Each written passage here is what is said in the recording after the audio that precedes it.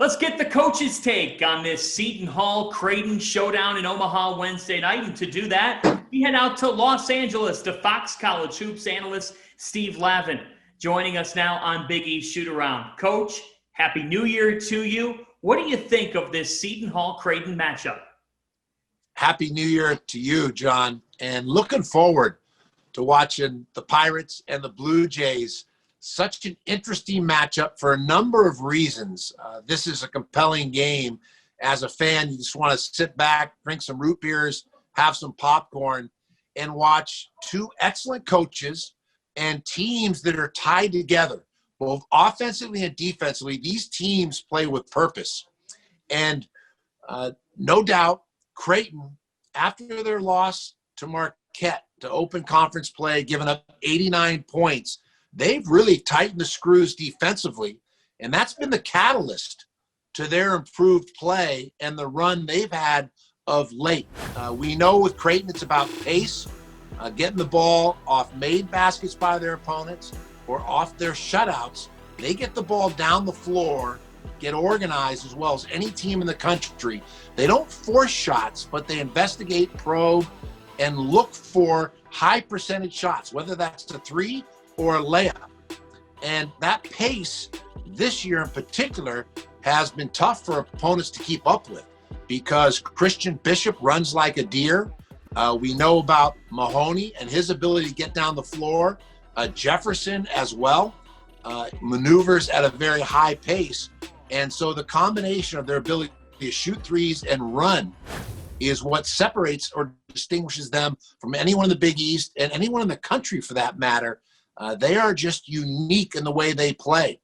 And then Seton Hall, they'll run in terms of opportunities off stops or shutouts or forcing opponents into turnovers, but they prefer to play at the half court, a little more deliberate, and they look to put it down low to their bigs. Mamu, a big man that can step outside as well as very effective down low in the basket area. Obiagu, one of the more improved players in the Big East, a legit 7-footer, more comfortable in his catches, his footwork, has developed that nice jump hook.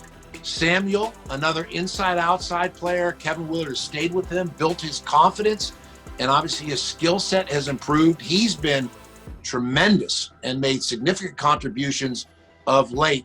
And then Jared Rhoden, who I think as impressive an upside of any player on the Seton Hall team.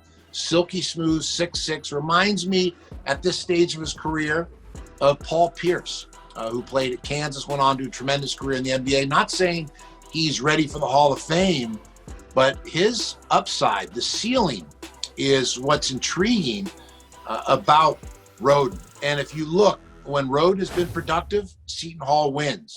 And to be frank, when Rhoden has struggled, Seton Hall loses. That's an indicator that he's a critical piece to the Pirates in their approach.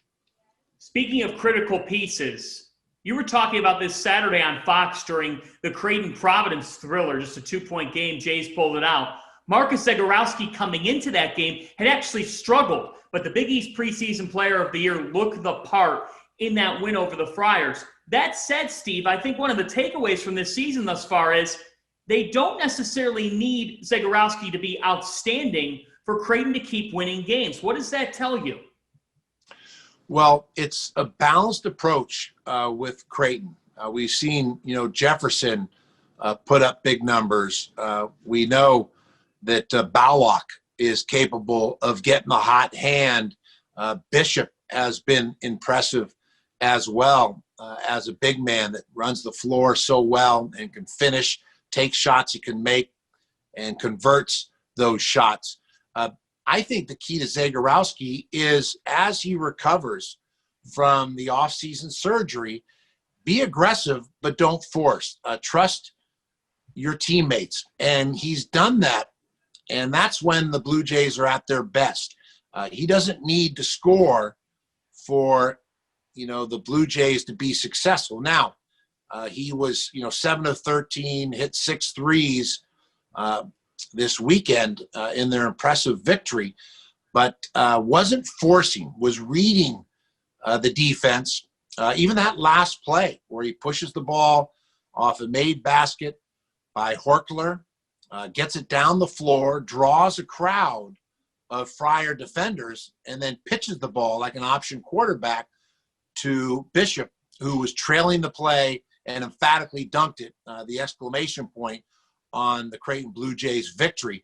And that's what Creighton does. They play concept basketball. They read and react as well as anybody in terms of playing at high speeds.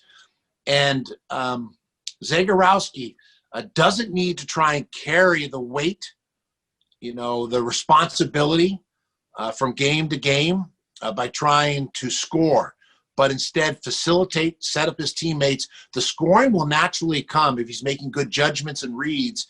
And in some regards, playing just a tick or two slower actually allows him to get his feet under him. And that's what's critical to shooting, because shooting starts from the floor, from the feet, being organized and having the legs under you to get that lift to torch the nets and make good reads. So if you're guarded, knowing when to give the ball up. But what a matchup we have between the Pirates and the Blue Jays. Looking forward to watching this one. Finally, Lav, you were in Charlotte for the last month, calling games, seeing a bunch of teams play, saw most of the Big East. Who else in this league stands out to you? Well, I think right out of the gate, one of the intriguing, most improved teams is Marquette. Last year, Marcus Howard, a phenomenal scorer, goes down in college basketball, is one of the great shot makers in the history of the game. But this year, Marquette, with 4 players in double figures, a more balanced approach, also balanced in terms of an inside-outside attack. Kobe McEwen, DJ Carton, Jamal Cain, Greg Elliott. I mean, all 4 of those players can dial up from long-range, interchangeable parts in terms of shot-making and play-making. And I love their front line. Theo John, who I've kidded in jest, feels as though he's been around since the Al McGuire era. Just a solid, dependable big man that anchors Marquette. And we know about Dawson Garcia. 6'11", his ability inside and outside to influence the game. So this is an outstanding team. Justin Lewis, a freshman, already had a game-winning tap against their rival, the Wisconsin Badgers. He sees the game, is very intelligent, has a bright future at Marquette. So I give Wojo and his staff credit for the players they brought in, top recruits, and blending them with the returners to now have a more balanced team. It's going to be tougher to prepare for, more difficult to face. And right there next to Marquette, I put the Musketeers, Xavier, Travis Steele, and his staff with the transfers. They've had a makeover. They now shoot the ball as well as anyone in the conference, and that was a deficiency the past 2 seasons for the Musketeers. That was their Achilles heel. Now they light it up from distance, and again, flanked well along the baseline. When you look at Carter and Griffin and Fremantle, they are a rugged front line with a number of players. And let's say Paul Scruggs, honestly, is playing as well as anyone in the country. He's been off his game a bit in this past week. But up to that point, he's played as well as any guard in the conference and in the top 5 when you look across the country as well. So the Big East with, Villanova, the usual, no surprise, a national championship contender. But right there now, Creighton, breaking records in their school history in terms of top rankings.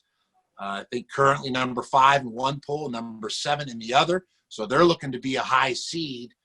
And I think Seton Hall, the most gritty, most experienced team, if you look at experience metrics of any in the Big East and top 15 in the country.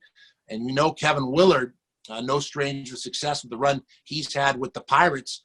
And then intriguing teams like Xavier and Marquette. So right now people are picking 4 teams, projecting 4 teams out of the Big East for the NCAA tournament. I think when it's all said and done, we're going to see 6 and possibly 7 out of the Big East. But at least 6 teams, half the league or more than half the league, will make the NCAA tournament. And again, there's a lot of variables and unknowns. Sure. The crystal ball this year more difficult than ever because of COVID-19 and all the uncertainties that surround that aspect of scheduling and, who's healthy and, who ultimately is going to get to play one another and who can make up games based on postponements and whatnot. So we've got a really interesting year ahead of us. And I think for the selection committee, the most difficult time that they'll ever have in the history of basketball in putting together the brackets in the NCAA tournament field, given all these uncertainties and unknowns, and how to balance that all out. And where do you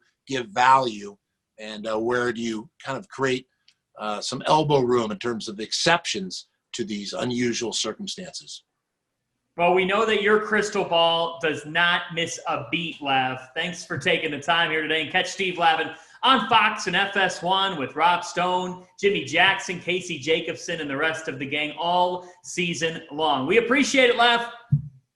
Thanks, John. Always a pleasure. We'll do it again soon.